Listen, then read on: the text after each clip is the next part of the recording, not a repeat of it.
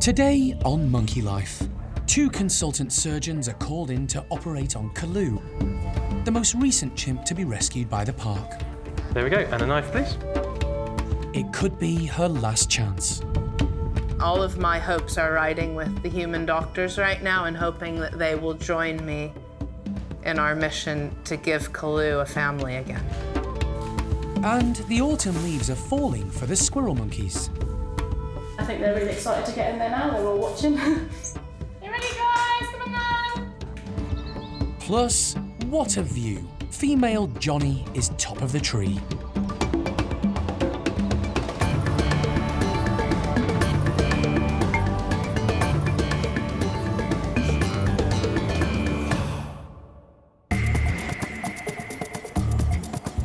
Monkey World in Dorset, buried deep in the English countryside, is the largest sanctuary of its kind on the planet. The team, led by Dr. Alison, rescue and rehabilitate abused and unwanted primates from all over the world. You just never know how it's gonna work.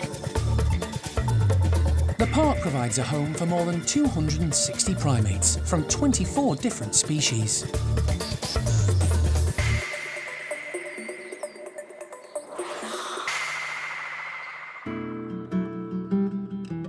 When the late Jim Cronin threw open the doors of Monkey World to welcome 9 young, traumatised chimpanzees in 1987, little could he have realised the sanctuary's rescue work would become a global operation, continuing over decades. In 34 years, more than 495 monkeys, apes and prosimians have been rescued and brought to the park, needing the help and expertise of the Monkey World team. The aim has always been to give them as natural a life as possible and allow them to live out their days in a safe and enriching environment. The most recent chimp to be rescued was Kalu. Despite her age and serious health issues, Alison's determined to give her every chance. It's been a relatively short period of time that she's been here, about 6 months now, and we've been going through all of these chasing different medical problems. So first it's the diabetes. We sort of deal with that. Now we have digestion problems and her feces are really poor and she appears to be losing weight. The other worrying thing is that at the same time, she started lying down and just not really wanting to get up. She's still not quite right. And it's a big concern for us. Kalu had been kept as a pet at a ranch in South Africa. When her owner died and no one could be found to rehome her, Alison stepped in. Her rescue was problematic. There were access issues with the ranch where she was staying, resulting in delays, and because of that, Kalu had to be darted in her outside enclosure. It meant the team and Kalu missed their flight, and the journey had to be rearranged.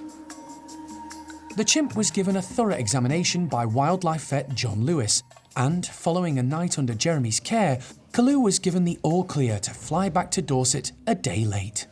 Good girl! Back at the park, her issues slowly became more apparent. She was diagnosed with type 2 diabetes, requiring daily insulin injections. But her health deteriorated further. Persuading her to eat the right foods proved difficult. A number of health tests, including an ultrasound to check for pancreatitis, revealed Kalu has a large number of gallstones, most likely caused by her previous poor diet in South Africa. The condition means she's in considerable pain. What's clear to me is that she lived with a family, sort of eating human food, being fed an abundance of snacks and crisps and even alcohol, and that's taken its toll. It's taken its toll. It's made her diabetic. It's given her gallstones. I think the weight loss that everybody had witnessed in South Africa and her lack of appetite was the beginning of everything that we're seeing now. If she was still at Broadlands Farm in South Africa, she'd be dead by now, I think. Alison is running out of options. But following discussions with a number of experts, 2 consultant surgeons have agreed to operate and remove the chimp's gallbladder. I'm hoping that we can fix her and give her that chance. She could have 10 years to hang out with Brian and his mob and have a family again. And I guess that's what I'm holding on to, is again trying to give Kalu something back. I'm now invested in her life. And a lot of people, oh, what a shame that you've made all of this effort to bring a chimp over from South Africa and now she's got all this raft of medical issues. It is a shame, but not a shame for me. It's a shame for her. Alison feels Kalu deserves all the help the park can offer, but is realistic about the chimp's chances. This is the last chance saloon because I will not be the one that keeps her propped up and going if she's in a state of pain. That's not going to happen. So all of my hopes are riding with the human doctors right now and hoping that they will join me in our mission to give Kalu a family again. The park covers more than 65 acres of Dorset countryside. It takes a lot of maintaining, particularly during the windy and wet autumn months. Following a powerful storm, the maintenance team have discovered a precarious oak tree needing to be felled as a safety precaution. But it won't go to waste. The chimp team are constantly on the lookout for useful items to improve and adapt the enclosures of the 4 resident groups. They reckon the trunk will make a great addition at Hananya's. The heavy oak needs some serious lifting gear to prop it up and secure it safely against the huge climbing frame in the enclosure. It's just the sort of thing to appeal to the chimps and get the whole group interested and active. The morning release is usually an excitable time, but today, Hananya's troop of 18 are a little wary. They could hear the commotion when the trunk was put up and are a bit suspicious of something new in their home. Leader Hananya casts an eye over the tree trunk, but gives it a wide berth for now. Nothing much phases Cherry. With daughter Thelma close behind, she's already near the top of the oak, and she's spotted some remaining leaves worth munching. She's still a high-ranking female within the group, which gives her an advantage over some of the others. But it's Johnny who's climbed even higher.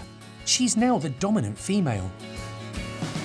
She's a little more headstrong than the other girls and quite happy to throw her weight around to get what she wants.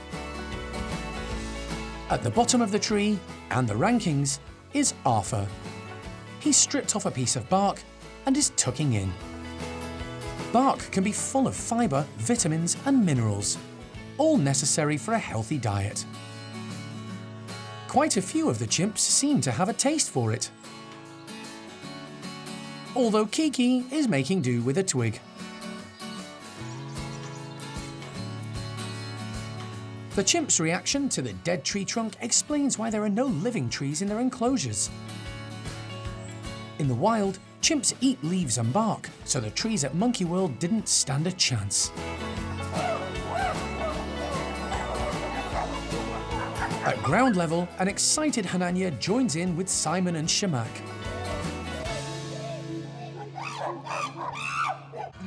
But the morning's scatter feed of vegetables soon puts an end to the interest in the tree. And there's no problem persuading Thelma to eat her greens. This start to the day gives all the chimps an opportunity to grab some breakfast and find a quiet spot to eat it in peace. Changes to the group's home creates excitement, bonding, and a new food source. The tree will be left in place as something different to explore.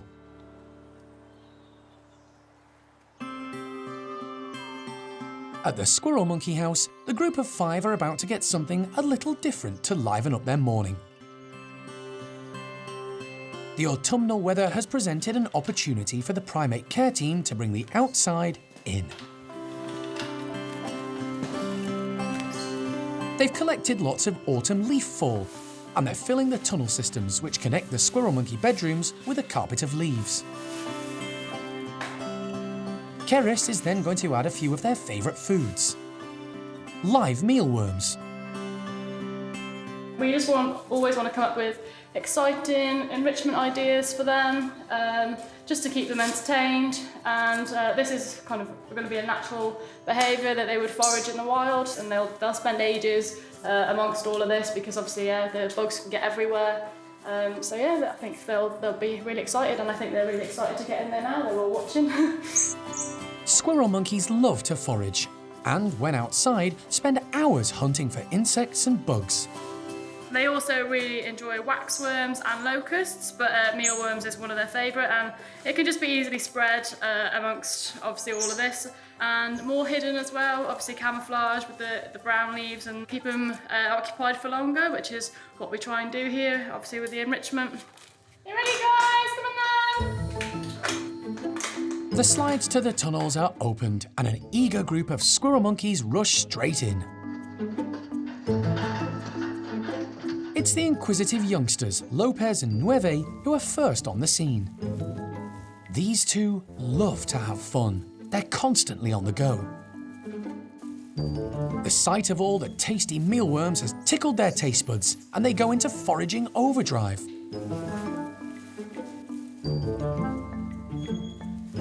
The leaves and insects encourage them to hunt just as they would in the wild.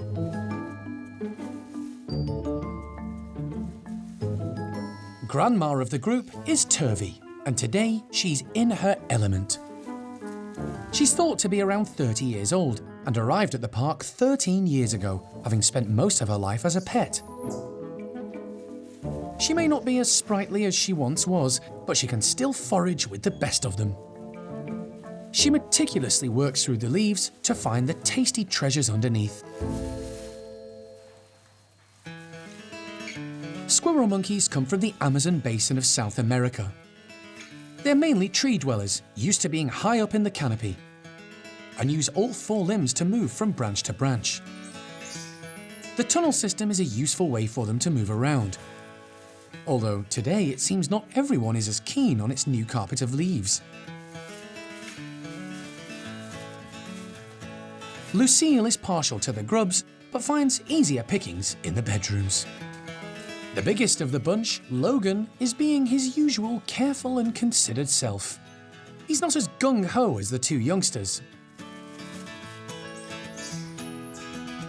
The enrichment has been a huge success. The squirrel monkeys have been kept busy and active, and with so much to explore and hunt, they can keep coming back for more throughout the day.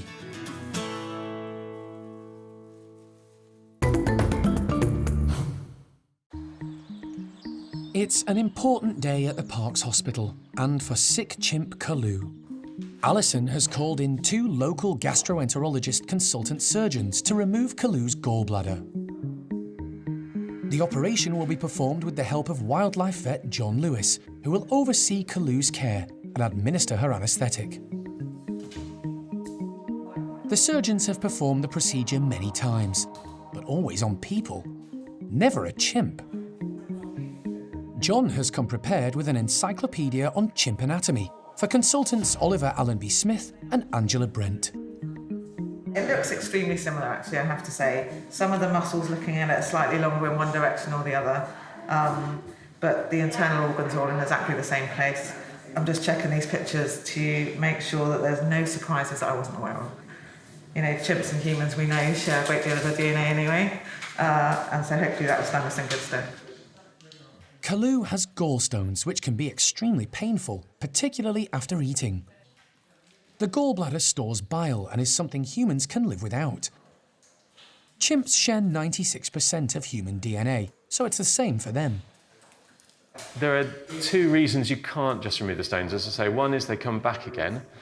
The other one is that the gallbladder is not very good at healing. So essentially, if we make a hole in it to take the gallstones out, it won't heal itself back up again. Not like skin or something that when we get a cut in it, it heals. The gallbladder won't do that. And so we don't really have an option, actually. Once you open the gallbladder and make a hole in it, you have to remove it.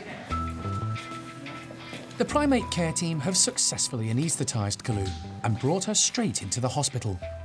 Now she needs to be weighed.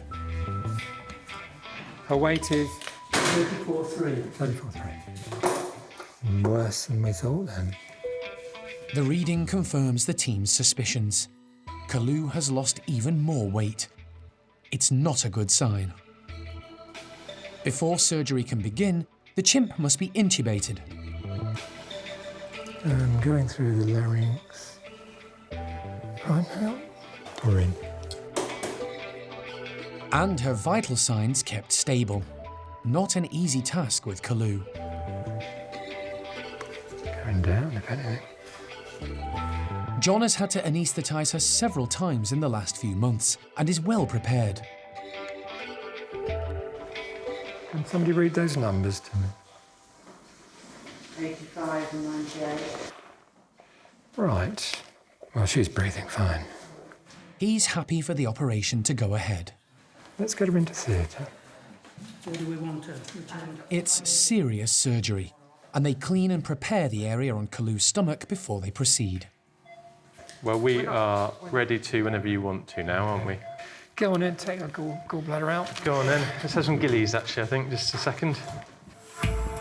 There we go. And a knife, please. Thank you. Oliver and Angela begin. Carefully cutting through the abdominal muscle and tissue to locate the gallbladder. And some forceps, please.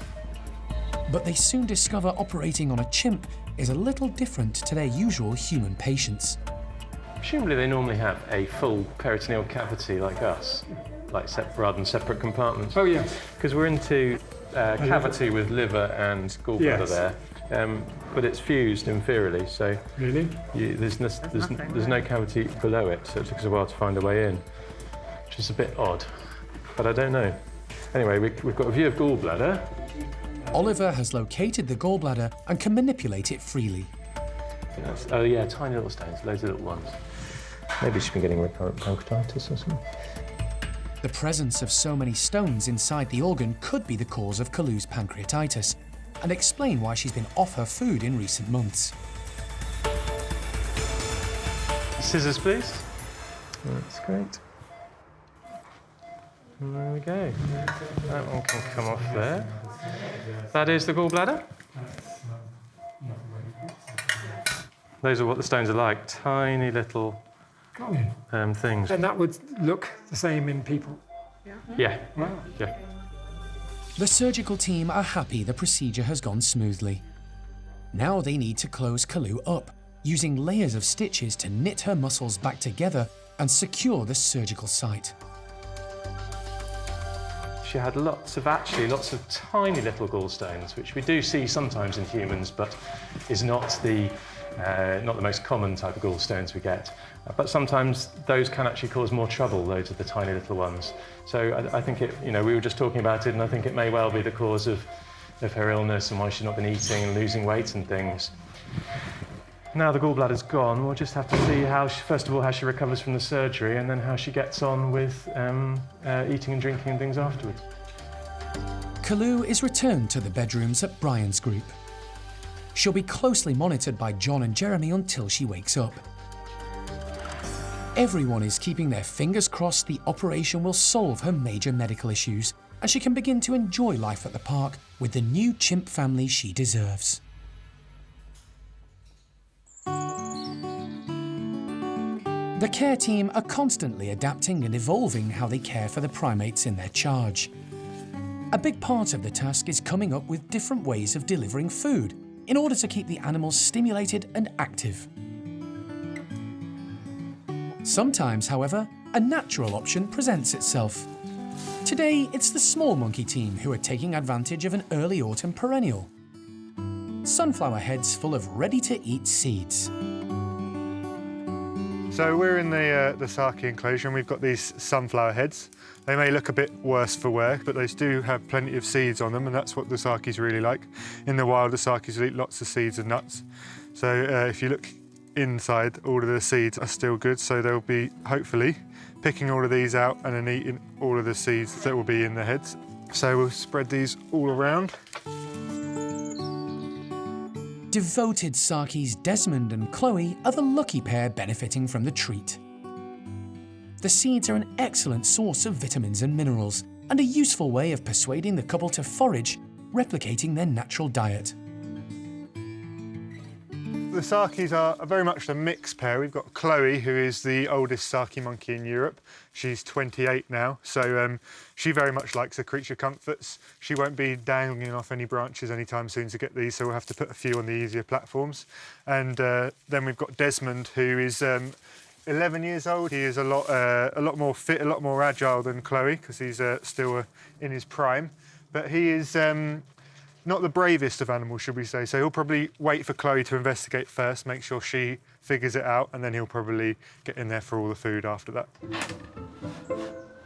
Desmond is first to venture out, and this time he takes the lead. He might be half Chloe's age, but the pair are smitten. When they're not feeding or foraging, they spend most of their time at each other's side. Saki monkeys are naturally cautious, and Desmond takes his role as his mate's protector very seriously. Once he's confident the sunflowers don't pose a risk or a threat, he bravely approaches, sniffs, then tastes. Once he's worked out what's hidden in the heads, he's soon tucking into the tiny seeds. But Chloe isn't convinced yet. She takes her time deciding if foraging for the seeds is worth the effort, but eventually comes round to her mate's way of thinking. Saki monkeys originate from the rainforests of South America and are found in countries such as Brazil, Venezuela, and Guyana. They prefer to spend their time in the middle to lower canopy level of the trees. Their long, skinny fingers and toes have thick pads on the tips to give them a better grip. Their long tails are primarily used for balance and are not prehensile. They have extremely large canine teeth, perfect for piercing and cracking open nuts, and today, hundreds of sunflower seeds. The pair have enjoyed this natural treat, but Chloe's had enough, and, like a love-struck teenager, wherever she goes, Desmond soon follows.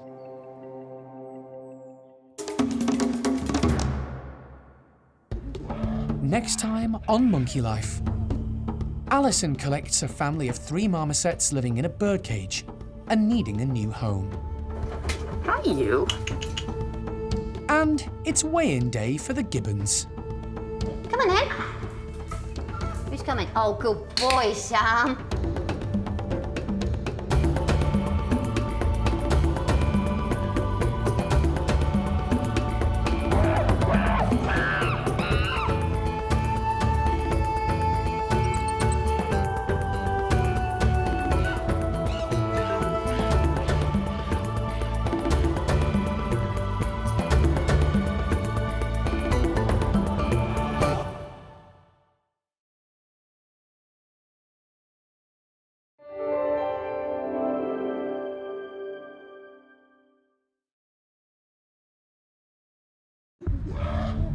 Today on Monkey Life, Alison collects a family of 3 marmosets living in a birdcage and needing a new home. Hi, you. And gives them a new life in Dorset. They're quite jumpy, nervous, not trusting of people. And it's weigh-in day for the gibbons. Come on in. Who's coming? Oh, good boy, Sam.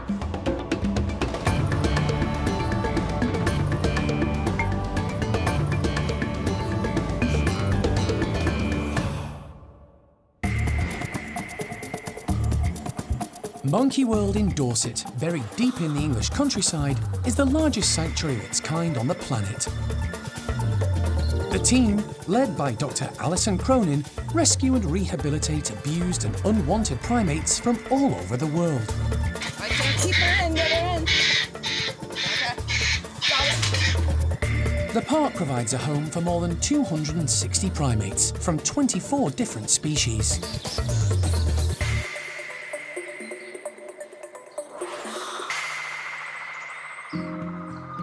The COVID-19 pandemic has brought a year like no other, with lockdowns and restrictions affecting all walks of life.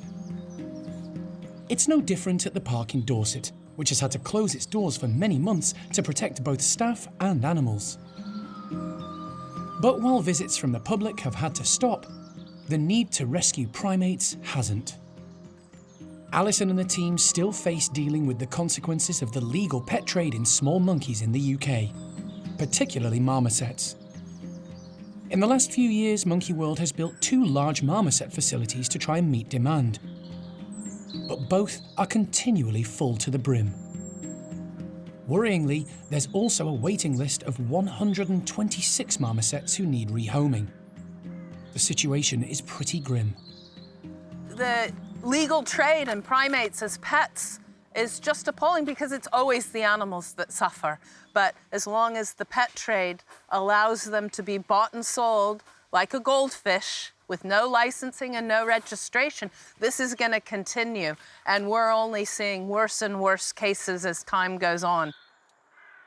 Occasionally, a situation arises that's so desperate, Alison has to act and act fast. And that's what's just happened.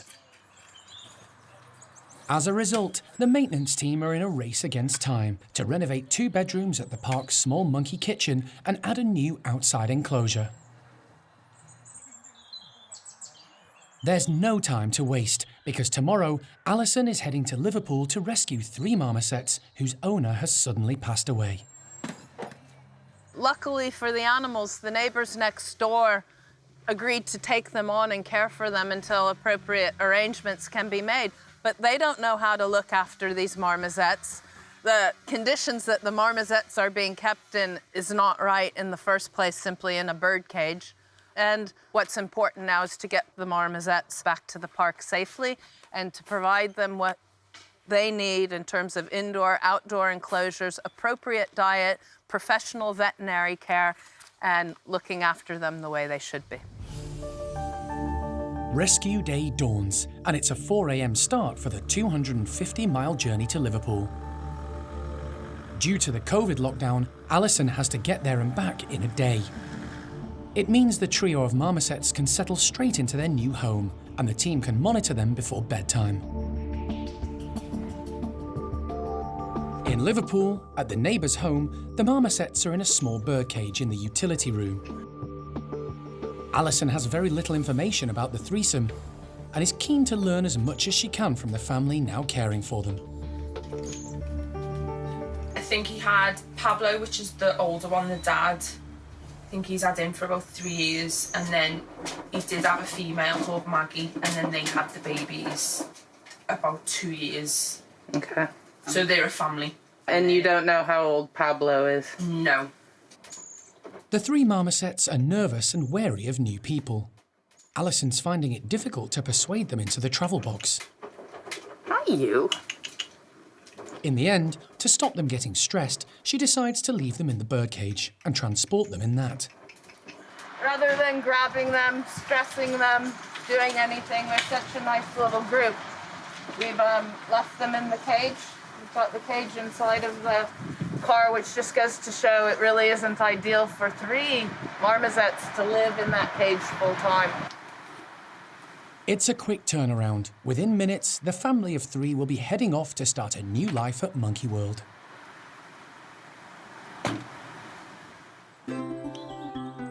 Variety is the spice of life and the key to keeping all the park's primates happy, healthy, and busy. The primate care team provide all the animals in their charge with a wide and varied diet. So when a bounty of unusual local fruits is donated, the chimp team jump at the opportunity. The medlar fruits aren't colourful to look at, but they're delicious when ripe. And the team are putting them out for Bart's group of 17, spreading them around their indoor playroom. None of the chimps have tried this fruit before. Fruits that they'd eat in the wild are actually more like our vegetables. They don't have as many sugars in them. And so this might be something that's quite nice for them. Some of them should be more like the fruits they'd eat in the wild, and others will be hopefully nice and sweet and a treat for them. We do have to be careful with Bart's group, obviously, because Bart's got type 1 diabetes. So we have to make sure that we're not giving him anything that's going to make his sugar levels go through the roof. But what we will do is retest him at midday when we do his insulin, just to check on them and just see how these have affected him. It's interesting, it keeps us on our toes. Chimps are opportunistic feeders and will normally consume whatever is on the menu. Their reaction to this very different fruit should prove interesting. The group are all outside in their large enclosure, but once Hannah opens the slide, they immediately head indoors, looking forward to breakfast. They're an excitable bunch at feeding time, and today's offering is greeted with lots of happy chattering. As well as the fruit, their breakfast includes celery and eggs, so there's plenty to go round. But they have to work for it, searching through the wood wool and blankets for the tasty treats. Leader Bart has a good old rummage around the floor, and after a bit of investigation, finally uncovers a hidden medlar fruit. His elder sister Eddie has fared better, already tucking into hers. One of the park's originals, 42-year-old Cindy, has also taken a liking to the novel fruit. While low-ranking Athena has a hoard she's savouring. But Clin, and then Eddie, think she should divvy it up. But one chimp who's definitely not going to share her hoard is Toprish. She's gathered a huge handful of medlar and is eating them up high. But Bart has spotted her. And even though the two have become inseparable in recent months, when it comes to food, it's a case of tough love. Despite his persistence, Toprish is not letting go of her stash. Luckily, this spat blows over and there's plenty more breakfast to be collected. Some, like elderly Zoe, decide on a mid-morning nap, while others head outside. Bart is amongst them, and it's time for him to have his glucose checked. Come on, big fella. And receive his daily dose of insulin. Right. Shall we retest you? Okay. See whether we've had any effect from those medlars. Hannah wants to be absolutely certain the medlar fruit hasn't impacted too much on Bart's blood glucose levels. Good lad. A tiny prick on his thumb is all that's needed. We're just interested to see whether the medlars have made any difference to him. So he's 6.0, which is reasonable. That's what you'd expect him to be after he's had food. So it's not shot him up. So you can have those again, can't you? Eh? You could have those again and we wouldn't be worried about you. With the level roughly what Hannah was expecting, Bart can have his daily insulin injection. Yeah, good boy. Let's just do that. There we go. Superstar. So yeah, he's so cooperative. Most of the time now, when I'm doing the insulin, I don't even have to ask him to turn round. He just turns round for me to give his insulin in his back. And he favours his thumbs for his glucose, I think, because it's easy. So we have to make sure we avoid doing them all the time. We have to make sure we ask for his other fingers or his toes. Otherwise, you start to get sore if you keep doing it in the same place all the time. The team can now add medlar fruit to the ever-increasing variety of food safe for Bart to eat.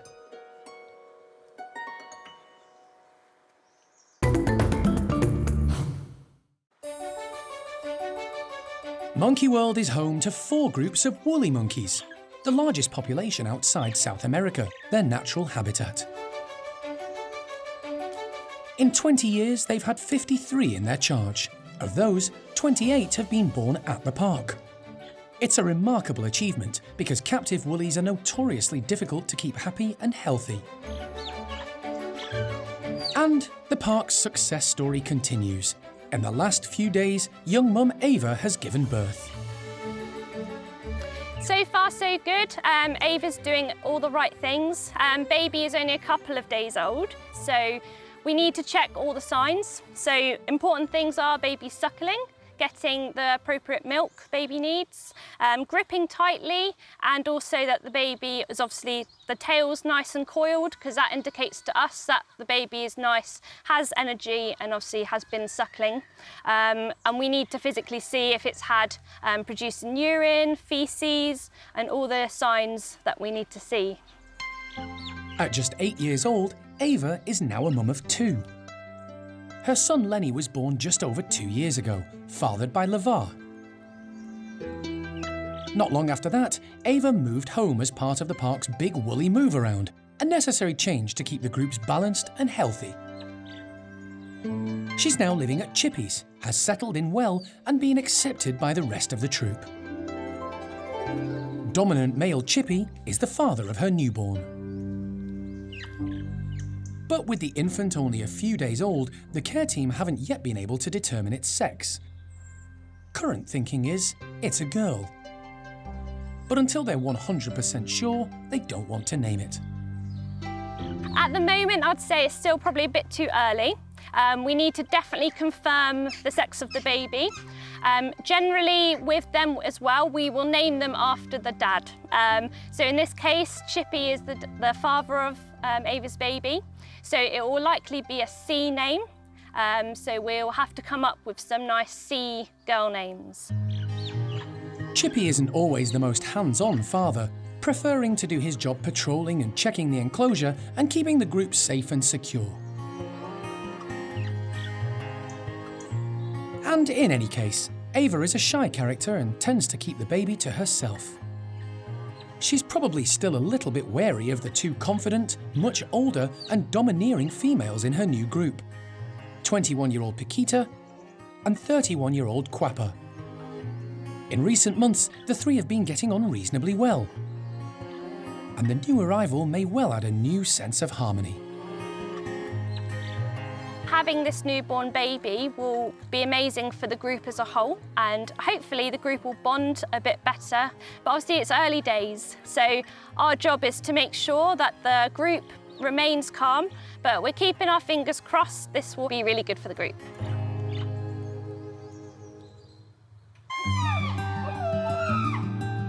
Keeping track of the health and welfare of more than 260 residents is a tall order for the park's primate care team.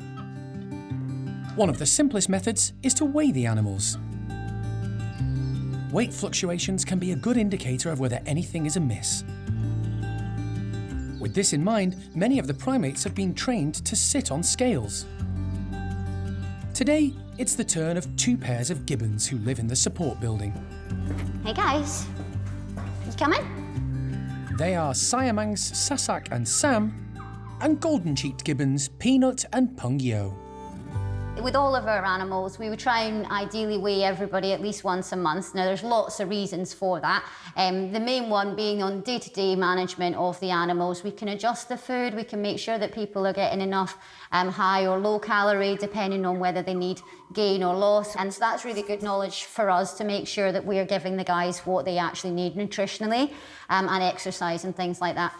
The other real benefit is actually for like medication. So if any animal needs routine medication or if they need antibiotic or something like that, having the weight, an up-to-date weight, a lot of these drugs are calculated based on the amount of weight that they have. So it's really important for the vets to have that knowledge as accurately as possible. So there's lots of benefits to us to actually get this on a regular basis. First up are devoted couple Sasak and Sam. Kat installs the scales off the ground, securing them to the mesh. It's the most natural position for the arboreal gibbons. Right then, gibbies. But in order to get a true weight, they need to be persuaded to sit in the centre of the scale and not hold on. Come on then. Who's coming? Oh, good boy, Sam.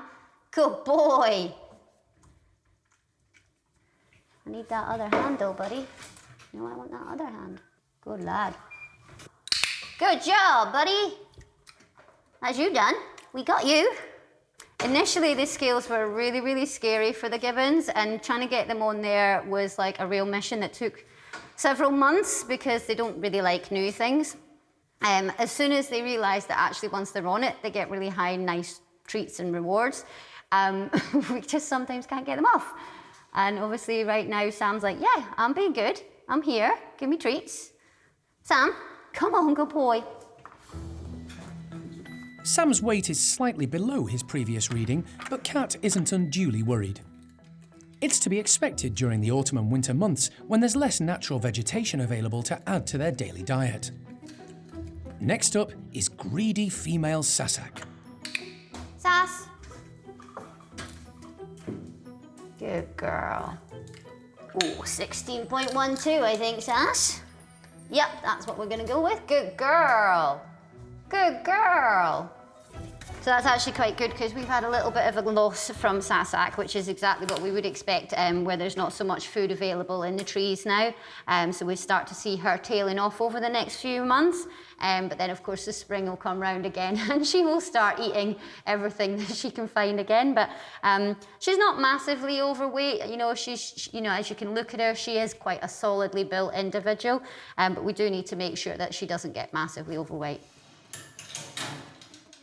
Come here then. Oh, good girl. Then it's the turn of some of the park's golden-cheeked gibbons, with female Peanut up first.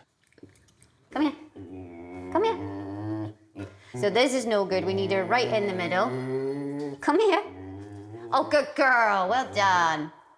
Good girl, Peanut. 10.62. Good girl.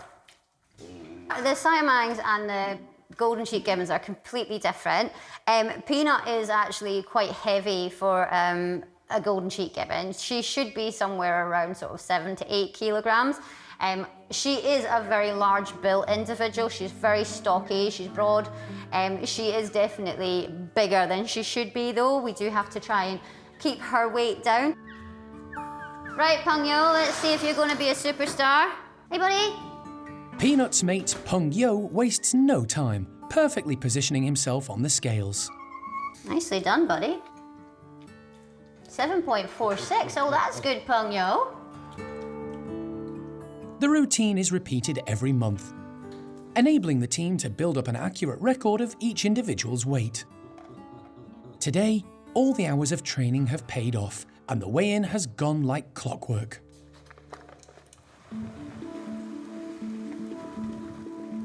Following a 12-hour round trip, Alison has arrived back at the park from Liverpool with the 3 rescued marmosets on board.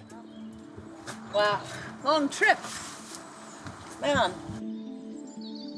The team have had to rapidly renovate 2 bedrooms in the small monkey house and are now in the process of completing a new outdoor enclosure for the trio. They're quite jumpy, nervous, not trusting of people. After what's already been a long and hectic day, the team decide the best way to introduce the trio to their new home is to put the birdcage in and let the marmosets come out in their own time.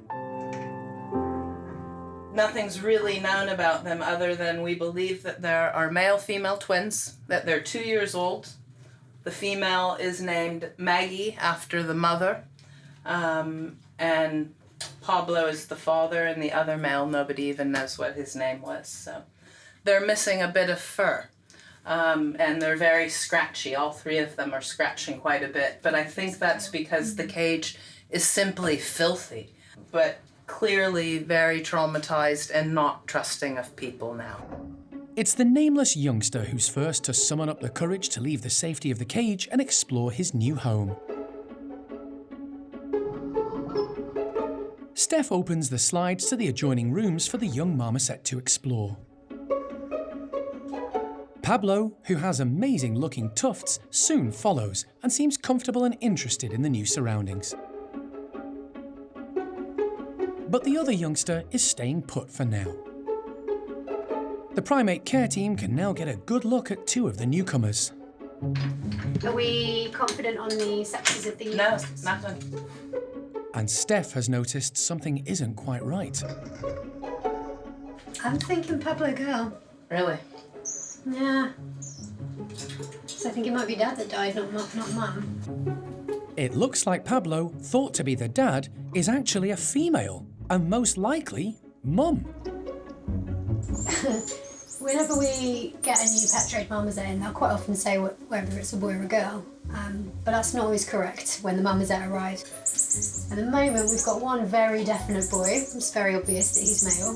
The younger girl does appear to be a female, but Pablo, the jury's still out at the moment. He's supposed to be the dad of the group, but not 100% convinced that's the case. Just need to get him to give us a good look, because at the moment, it could go either way. It's not looking obvious that it's a boy, but time will tell when we get a better look.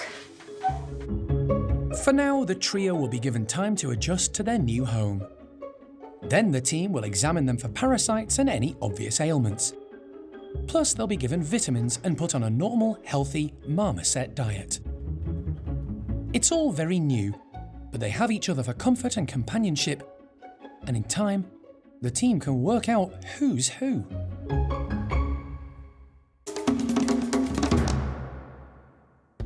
Next time on Monkey Life. Chimp Kalu, recently rescued from South Africa, struggles to recover from surgery. It's sort of 2 steps forward and 3 steps back sometimes. And the team stump up at Wriggly Feast for the squirrel monkeys.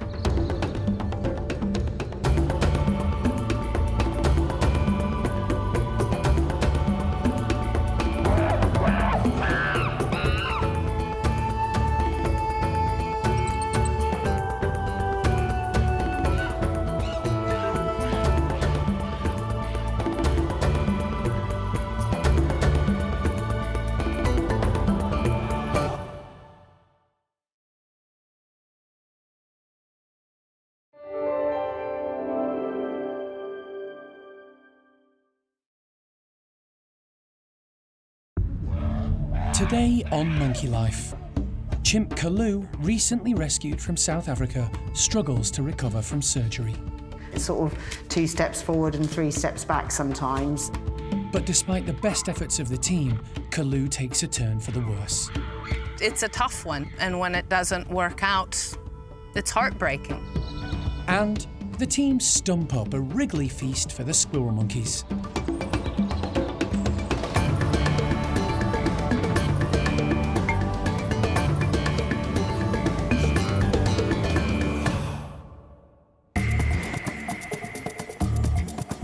Monkey World in Dorset, buried deep in the English countryside, is the largest sanctuary of its kind on the planet. The team, led by Dr. Alison, rescue and rehabilitate abused and unwanted primates from all over the world. Everybody's well aware that they need to be looked after carefully. They should be okay. The park provides a home for more than 260 primates from 24 different species.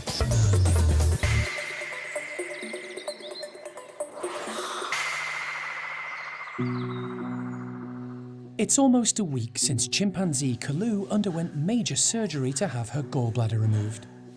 The operation went well, and Kalu has been recovering on her own in one of the bedrooms at Brian's house.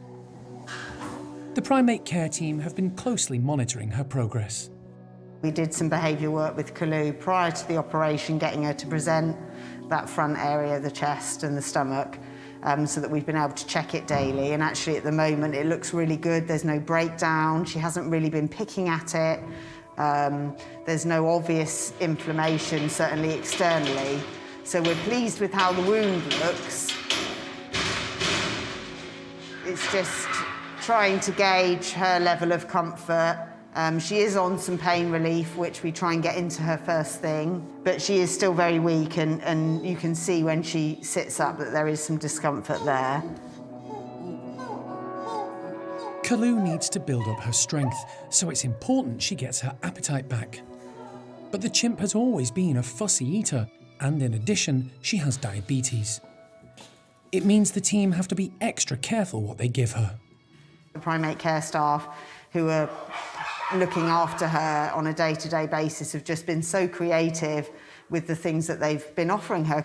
You can see now she's just picked up a bit of ribena with some avocado. They're all good foods for her because they've got a good amount of calories.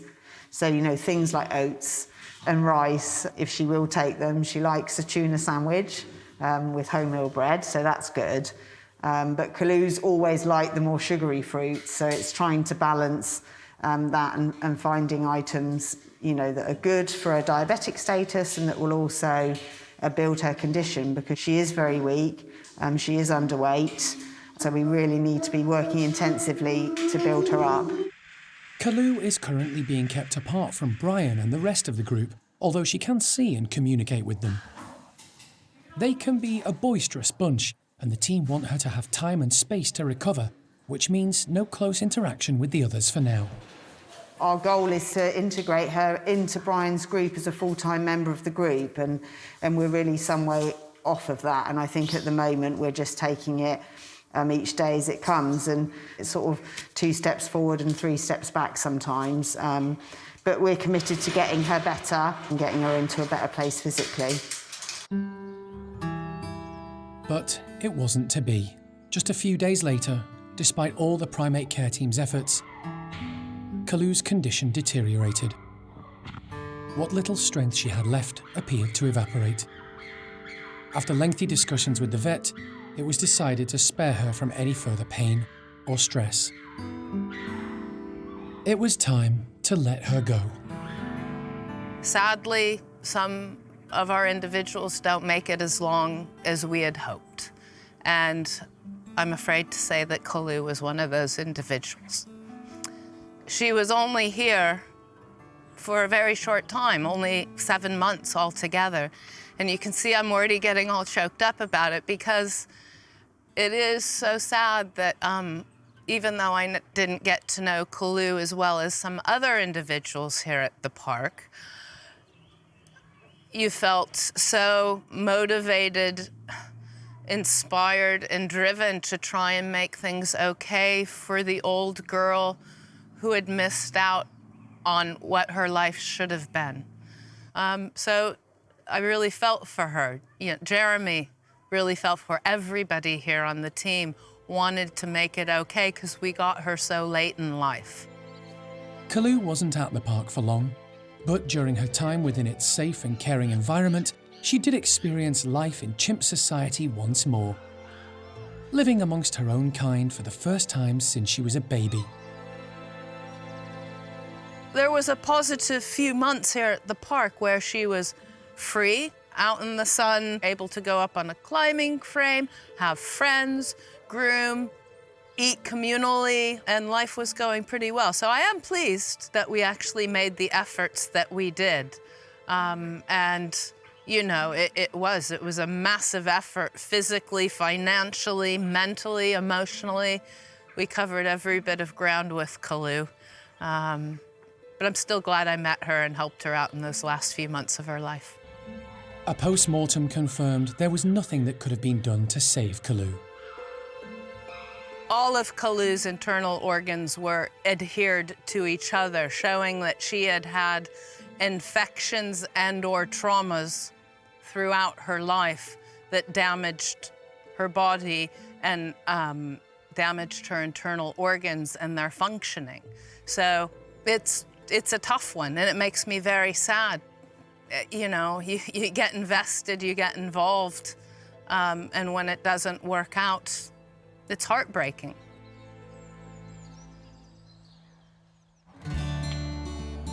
Caring for the primates at the park involves a huge amount of time and dedication. The primate care staff constantly monitor the health and well-being of each animal resident. To help them achieve this, they employ a useful technique called operant conditioning, also known as clicker training. Here he is. Hi, Paulo. Today, Sharon is having a session with 13-year-old woolly monkey Paulo. Paulo, come here. The reward-based training encourages the animal to carry out various behaviours in exchange for a healthy treat. So the aim is to be able to do a full body examination basically with the animal, choosing to actually offer body parts that we ask for. So if in the event that there's injury and they can come over, you can ask them to turn around and then we can have a good look, make sure everything is fine. If there are any injuries, we can properly assess them. And also to be able to check in their mouths if there's any problems, if you see they're not eating very well. So open. So yeah, it's just basically good practice for all the animals to have that relationship with us. We're able to ask for them to sort of present different areas and, like I say, just reduces stress in the long run. These sessions are entirely voluntary for the primates. But Paulo, who was hand-reared after being rejected by his mum, is an enthusiastic pupil.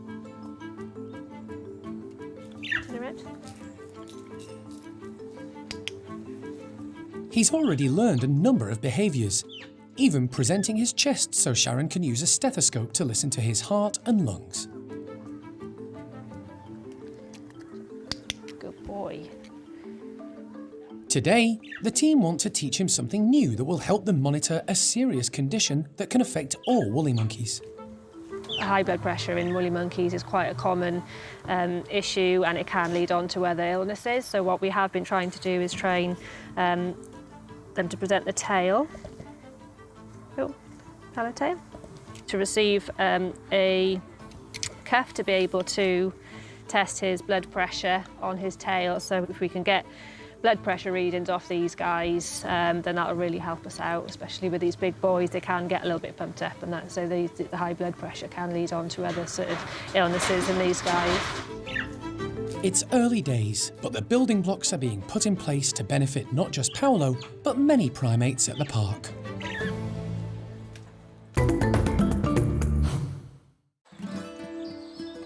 It's been a few days since Alison returned from Liverpool with a trio of marmosets. The three were a timid and frightened family, and very little was known about them. The primate care team have worked hard in a short space of time, getting to know them and treating them for ailments such as mites. They've also put them on a healthy diet. Already, the new regime is paying dividends. So we have seen some improvement. They are starting to come over to PCS. They are taking food from us. So we have seen that improvement in their confidence. But really, it's completely at their own pace. We won't push them to do anything. We are trying to get them into some kind of routine so we can manage them in the room. So we would like to move them to one room so we can clean out the other room. But really, if they're all in one room, we'll take the other one. It's not as important as yet. We just want them to be confident and comfortable with us, and then we'll start trying to bring in some routines with them as time goes on. Initially, Alison was told the trio were made up of an adult male and his two children. What's actually happened is we've actually got an older female, not an older male. So we've got the mum and then we've got the twins. So we kept Maggie as Maggie because that's what we were told her name was. And then our older female is quite unusual looking in the fact that her ear tufts, instead of sticking out like a lovely fan around her head, they go straight upwards. A little bit like Marge Simpson's hair. And as we had a Maggie, we've now got a Marge. And because we had a Maggie and a Marge, we've now got a Bart as well. So the names are, Marge is the mum, and then we've got Maggie and Bart as the twins. Karen is so pleased with how they're progressing that today the three marmosets are being introduced to a whole new world. Now we're about to let them outside for the first time, and we think probably the first time in their lives. They've probably never been outside at all. So it's going to be almost sensory overload when they come out here. Obviously, there's going to be other animals around. There's going to be lots of different noises around. So it's going to be probably quite overwhelming to start with. And again, it's all in their own time. We weren't going to make them do anything or force them into doing anything. We'll just wait and take it as slowly as they want to go. The slide to the outdoor enclosure is opened. But it takes a while before any of the marmosets realise what it means. It's Mum Marge who's brave enough to be the first to poke her head out and take in the wonderful new world of the great outdoors.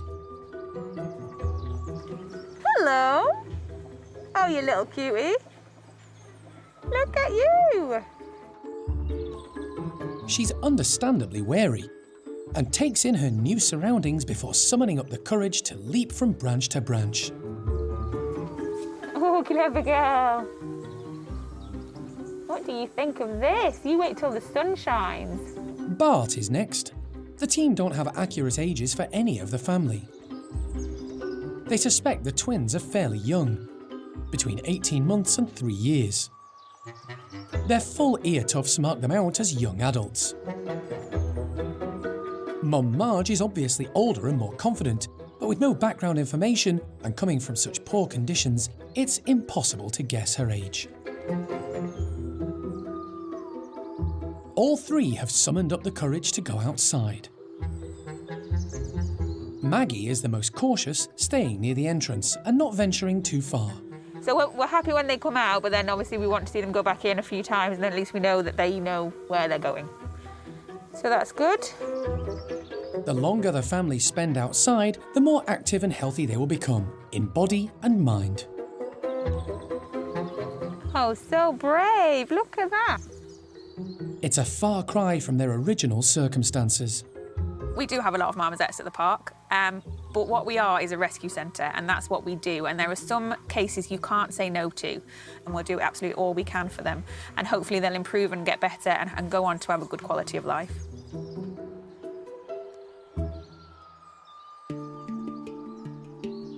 Unfortunately, the background of this family of marmosets is all too familiar. But there is hope on the horizon. Alison has been campaigning for more than 20 years for the laws governing the UK pet trade in primates to be changed. At last, there appears to be real progress. We've been here so many times over the years, but it would appear that the government is finally going to take notice and make changes in the legislation to protect primates that are kept privately as part of the pet trade in Britain today. So it's fantastic news. I'm very pleased, very happy. This is the furthest we've gotten so far, but at the same time, I'm trying to stay focused on the detail. Following public consultation, the current government has announced future new legislation to control the UK trade in pet monkeys. Alison has constantly highlighted to government bodies and members of Parliament the cruelty involved. It seems the message has finally hit home. We're all in agreement now that the days of walking into a pet shop and being able to buy a monkey in a cage should be stopped. So the pet shop licensing will have to be addressed. People keeping monkeys in bird cages in their sitting room without appropriate companionship or access to an outside enclosure, that needs to be stopped. And for those primates that actually have legislation in the form of the Dangerous Wild Animals Act, and that would be species such as capuchin monkeys, lemurs. Again, I would say that the legislation isn't strong enough on the Dangerous Wild Animals Act because really it mostly pertains to security and safety, not to animal welfare. But how all of these different laws come together and what the government plans to do in terms of the detail, that's the next hurdle that we're facing. So I am going to try and ensure that I provide the government with the very best advice to my knowledge, experience, and ability to ensure that every monkey that's kept in Britain today receives the standard of care that's appropriate and right for its species. In the last 30 years, Monkey World has rescued and rehomed more than 120 primates from the British pet trade. No hair. Oh dear. The diverse range of species needing help has been staggering. They've often been kept in unsuitable and appalling conditions, as well as being subjected to horrendous cruelty. Terrible, terrible circumstances. And it's just gotten worse and worse. You know, we've rescued marmosets, tamarins, squirrel monkeys, capuchin monkeys, lemurs, a chimpanzee, if you want to consider Trudy, because she had licensing as effectively a private pet. Peanut, the gibbon. There you go. It just goes on and on. So we've sort of seen the full range and diversity of how the trade has expanded and developed over the years, and it never ceases to amaze me, the circumstances where we get primates from the British pet trade. Alison has a growing waiting list of marmosets, capuchins and lemurs needing rehoming. No one is sure how many monkeys are living as pets in captivity in the UK, because much of the trade is highly secretive and difficult to monitor. Buying and selling is often carried out online and on social media platforms.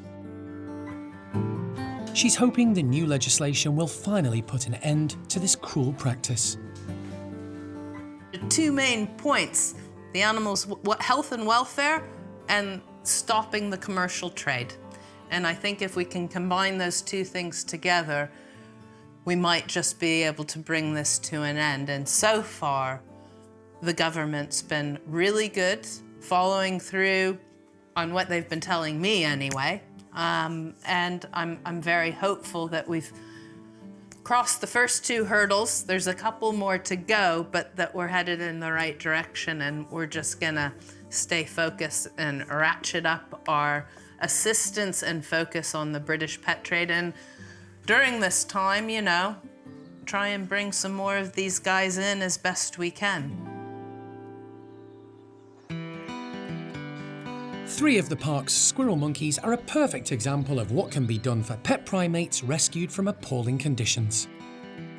Logan, Lopez and Lucille had a dreadful start in life, but now live with the park's other 2 squirrel monkeys in a wonderful, naturally planted enclosure with lots of wild shrubs and plants. It provides the perfect habitat for insects to breed and thrive, and squirrel monkeys love to hunt them. But today, primate carekeeper Karen wants to try something a little different. We are making use of this great stump that we've put in to the squirrel monkey enclosure, and we're going to fill it with loads of tasty worms, which are some of the squirrel monkey's favourite food, and hopefully they'll come out and investigate it and find some tasty treats.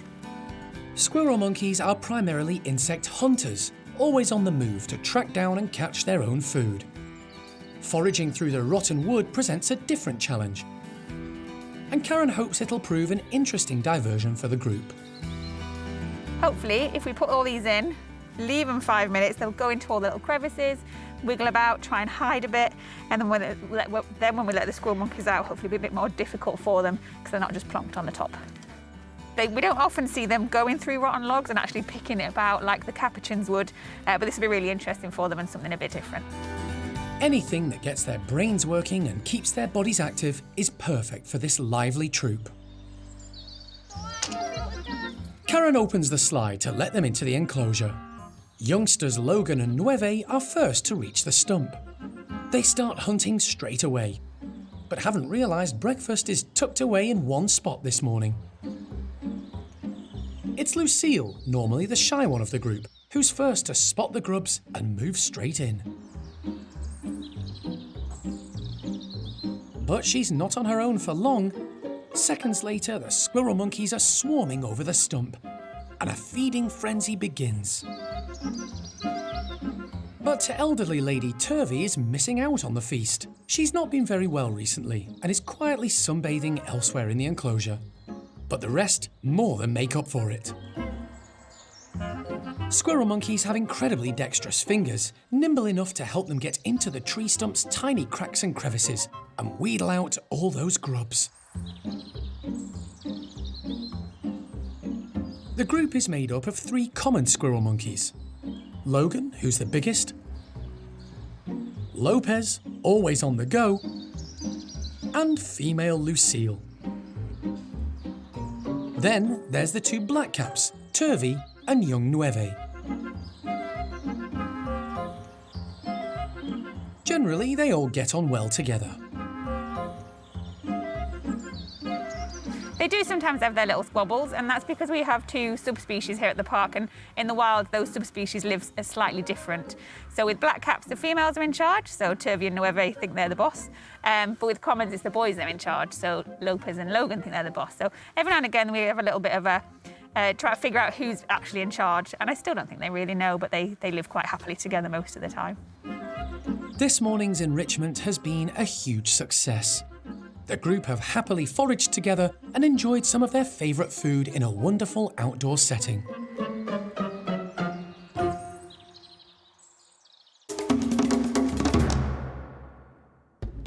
Next time on Monkey Life.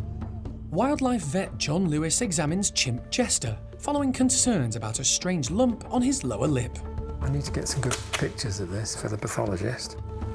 And is this sheet showerproof? Orangutan A-mei takes cover from the rain.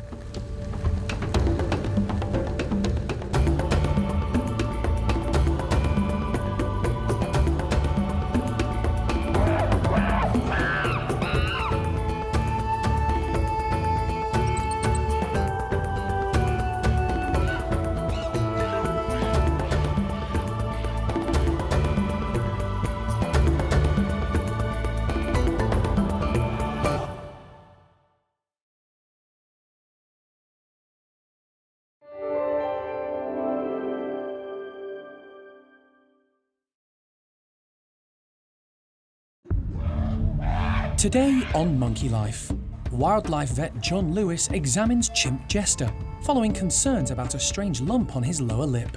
I need to get some good pictures of this for the pathologist. Alison goes to new heights with an enrichment plan to blow the socks off Hananya's troop. Want to get them up high onto those hoses so that they all have to come out and really use their strength and ability. It should be exciting. And is this sheet showerproof? Orangutan A-mei takes cover from the rain.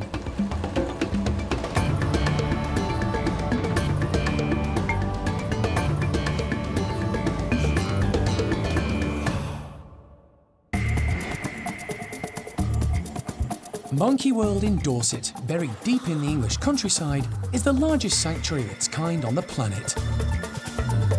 The team, led by Dr. Alison rescue and rehabilitate abused and unwanted primates from all over the world. She's alert, looking around. Quiet though, which is nice. All good. The park provides a home for more than 260 primates from 24 different species.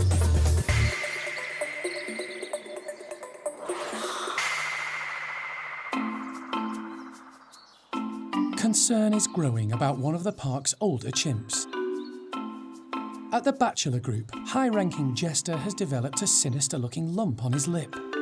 The wound, or lesion, has been getting bigger by the day and hasn't responded to any medication. The lump is so big, it's causing Jestah issues when eating. The team has called in wildlife vet John Lewis to take a look. Jestah has a lesion, an abnormality on the inside of his lower lip here. Now, it's come and gone over the last few weeks, sometimes getting bigger, sometimes getting smaller, sometimes looking like just a wound, sometimes looking like an infection. We haven't really been able to control it, so today I'll take a biopsy from the lesion to determine exactly what it is. So we're on a bit of a fishing exercise again, but at least we'll find out exactly what that lesion is one way or the other. But in order to do that, Jestah needs to be anaesthetised. Many of the park's larger primates have been trained to take injections willingly. Jestah is one of them. As John preps the hospital ready for the procedure... Can we bring the emergency box down with us as well? Ready? Yep. The primate care team give Jestah the drug. Good boy. Once it's taken effect, the adult chimp is quickly moved into a secure travel crate. As soon as John is satisfied Jestah is stable, the team take him across to the hospital, where he's weighed. 61.5 minus that, so it's about 60. Jestah is then transferred to the examination table and intubated. So we're going to take that behind the gag. I need to get some good pictures of this for the pathologist.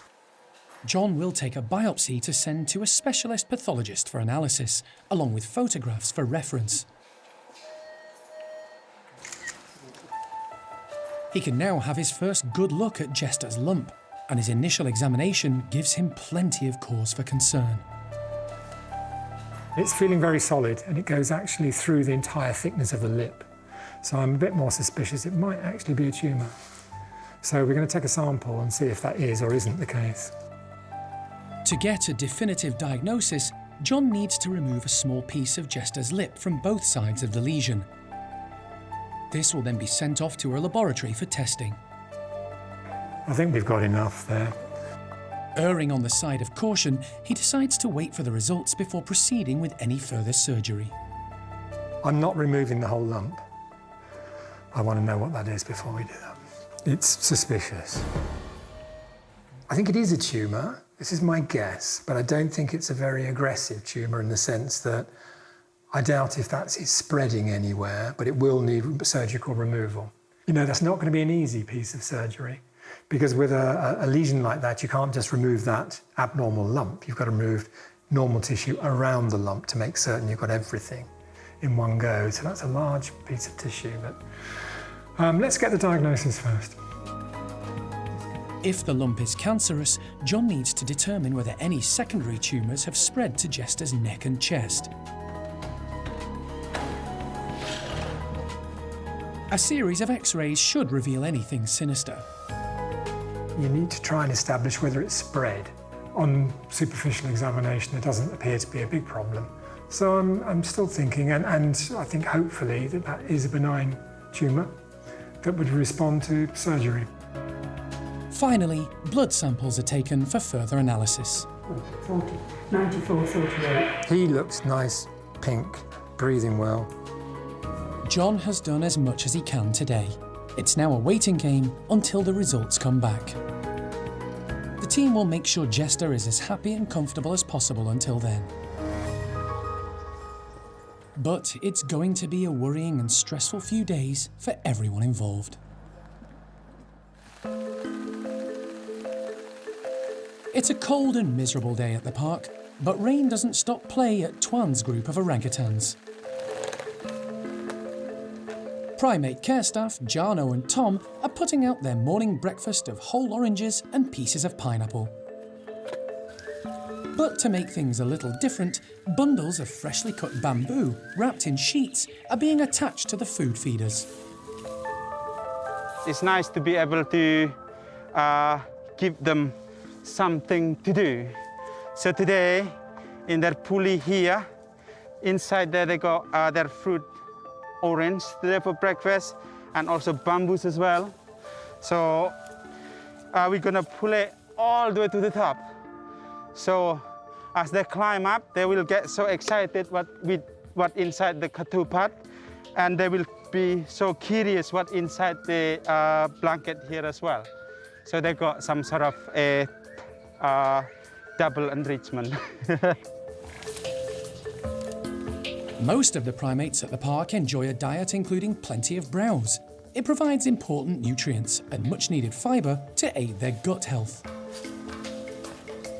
But sourcing browse in the winter months is difficult. Fortunately, the park has an abundance of bamboo.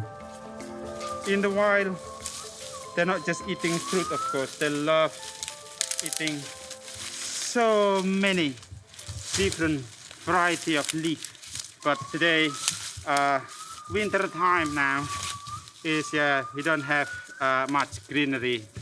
But mostly when it comes to summers, all the orang favorite leaf is willow.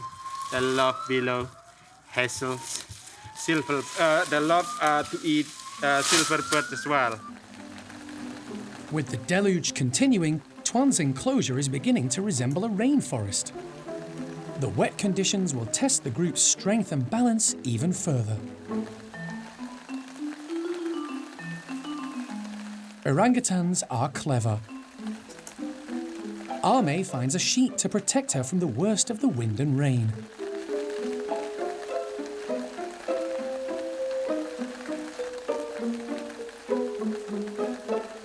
A tunnel offers even better shelter. Awan waits patiently as the rain teams down, with breakfast just an arm's length away. Finally, the temptation proves too much. she dashes out to a pile of bamboo the others have yet to raid, and finds a bounty of food. Tuan shows just how strong and agile he still is. He's thought to be about 36 years old and weighs in at around 80 kilograms. But he can get around the apparatus quite easily when he feels inclined. And he's pretty bright. He makes an ingenious cover out of bamboo, sheltering himself from the worst of the rain while foraging for food with his other hand. Last out is Roro, with 3-year-old Hujan clinging on for the ride.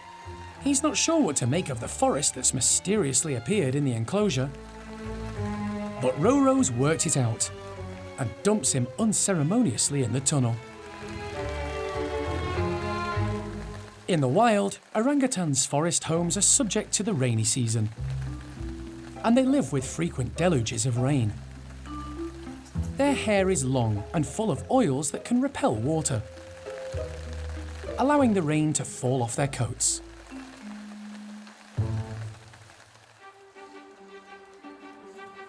Finally, the rain relents, and Hujan decides it's time to find some breakfast. His tiny hands are perfect for manipulating an orange from one of the food feeders. With the adults still about and hunting for more, he decides to head up high where there's less risk of him losing his bounty. Awan indulges in a little house clearance to check for any last pieces of fruit missed by the others. Tuan has had enough for one morning. He's off for a rest in the bedrooms. A-mei's still undercover, hoping for a little peace and quiet. But when the youngsters are around, there isn't much chance of that.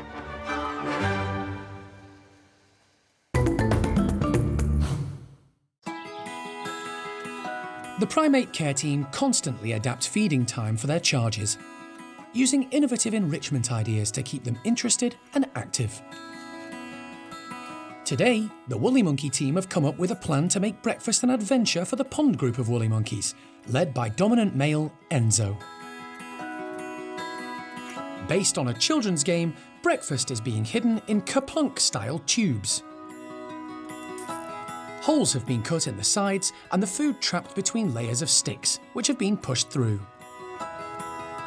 We had a load of cardboard tubes donated to us, and we're always trying to think of new, fun, interesting things to do with the monkeys, make the days a bit more interesting, challenge them a little bit. So we've put some nice bit of fruit in here, and hopefully they'll just have a lot of fun. To reach their breakfast, the woolly monkeys will have to use their brains and agility to pull out the sticks to release the food. It promises to be an interesting morning for the group. The woolies are let out. The feeders have been hung all over the enclosure, some with easier access for the smaller members of the group, like Enya, and others up high so the older, larger monkeys have to work just that little bit harder. Female Pakaya is quick off the mark, and it doesn't take her long to solve this puzzle. But is she cheating? Instead of pulling out the sticks, she's worked out she can get her hand into the tubes and manipulate the food with her long, dexterous fingers. She may have an excuse. The team think Pakaya is pregnant with her 4th child and probably feeding for 2. Her youngest, 17-month-old Enya, is already content and confident enough to explore by herself. She's an incredibly independent young lady who loves to climb and hang, using her prehensile tail for support. But she hasn't quite figured out the solution to this game yet. Pakaya's eldest daughter, Oriana, has managed to pull out a stick and is licking the sticky, fruity leftovers. The final female in the group is Isla. She joined a few months ago when the park undertook a huge woolly swap around. It's taken a bit of time for her to settle in and be accepted, But she's now fully integrated and loving life with her new housemates. Isla settles for a less challenging breakfast of lettuce leaves, while some of the others tackle the tricky feeders suspended from the wobbly hoses.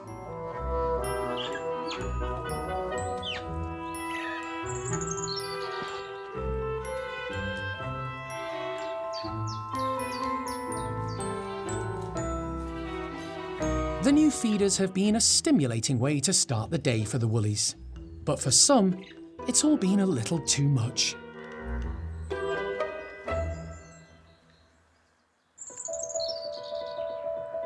At Bart's group, the primate care team are keen to solve a mystery that's been bothering them all year.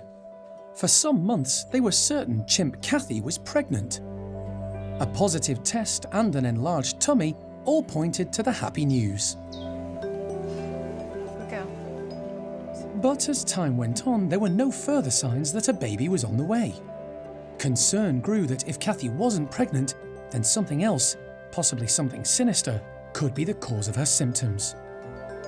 A few days ago, while at the park to check a number of the primates, wildlife vet John Lewis looked in on Kathy in one of the chimp bedrooms. Ah, good girl. Can I feel? Good girl. A bit more. What she's doing, when she pushes forward, it's tense, so it will feel tense.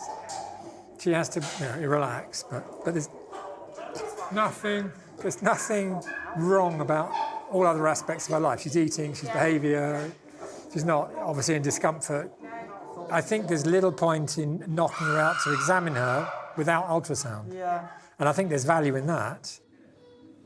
It was difficult for John to confirm a diagnosis on the 38-year-old chimp in a noisy and confined indoor space.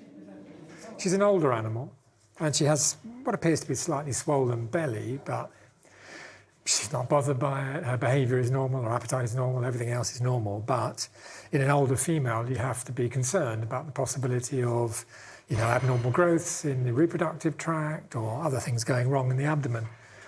But to get a handle on that, I need ultrasound. Now, she'll let me touch her abdomen, but every time she presents it, it's tense. So I can't actually get beyond the muscle layer. So that's not helping. It's clearly not painful. So I think next time I'm in, we'll organise an ultrasound for her. Local vet Dave Harding's now here to join John and undertake the procedure. Taking into account Kathy's age and the fact that the ultrasound will be a fairly quick process, it's decided to keep Kathy's anaesthesia to a minimum and do the checks in the chimp house. That way, she won't have to be moved to the hospital and the procedure will be quicker. It might be absolutely nothing, and that's the best outcome.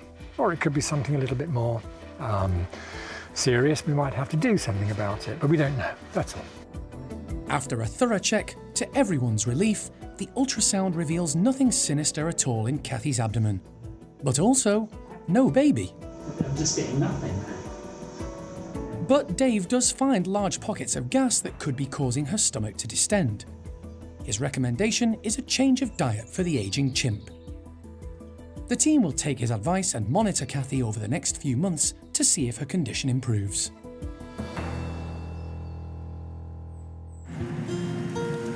Keeping the primates healthy, active and interested is a priority for the primate care team. And they often go to extraordinary lengths to come up with exciting ideas to engage the park's residents. This morning's offering for Hananya's group of 18 should blow their socks off. We've had donated an entire set of socks from a defunct football team, and it's a real shame. They're beautiful socks, but they're no longer going to be used. So what we've done for everybody inside of each socks, there's tennis ball, some nuts, a licorice stick. Want to get them up high onto those hoses so that they all have to come out and really use their strength and ability and see how well they get on while they're doing it. So it should be exciting. Alison has enlisted the help of Cara and the maintenance team to hang the socks up high on the hoses and climbing frame. I hate heights. Yeah, picked the two best people for it, really, didn't we? Okay, I think we're good. The challenge should prove a knotty problem for the chimps. The socks have been tied at one end and are being secured to the platforms. They'll have to use their core strength and agility to undo the knots and reach the treats inside. The result hangs in the balance, but Alison has a theory who'll come out on top. I predict the ladies will be the focused ones who really stick with it and then have an opinion about who gets what. So I think Johnny might be at the top, and we might see Johnny with 4 or 5 socks in her hands and feet and still having an opinion about what everybody else has, but we'll have to wait and see. Hananya's enclosure has been transformed into one long washing line. It's time to find out how the group will react. The slide is opened, and initially, the group are slow to come out. But once Hananya spots there's something different, the charge is on.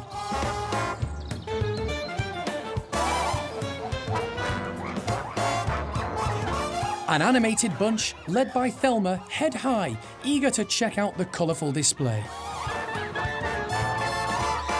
The excitement is reaching fever pitch, and they haven't even untied a sock yet. Hananya is beside himself, grabbing the line of socks in a display to show who's boss. His testosterone-fueled demonstration doesn't last long, and the troops soon get stuck into the colourful clothing. Patricia is first to work out how to untie the hanging treats, and quickly bags a pair.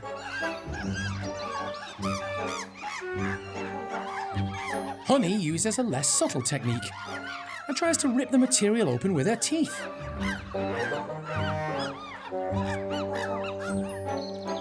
Evelyn seeks permission from Hananya before tackling a sock. She makes a submissive gesture, reaching out a hand for reassurance. She doesn't want to take a prize from under the alpha male's nose. An encouraging hug says, "Go right ahead."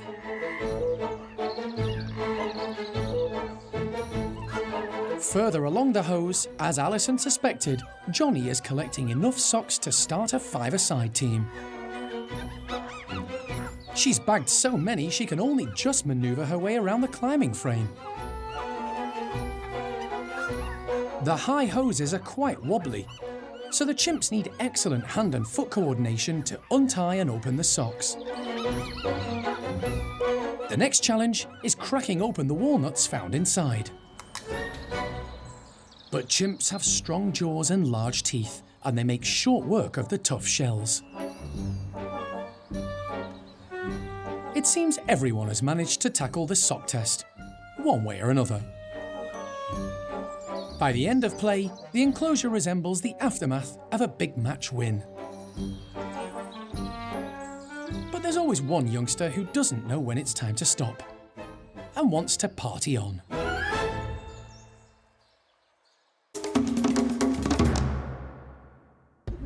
Next time on Monkey Life. Anxious moments as chimp Jestah goes under the knife following a diagnosis of mouth cancer. We're going to have to end going sort of right in here. Because the whole of that lip is going to have to go. And the nursery orangutans have a ball with a colourful morning treat.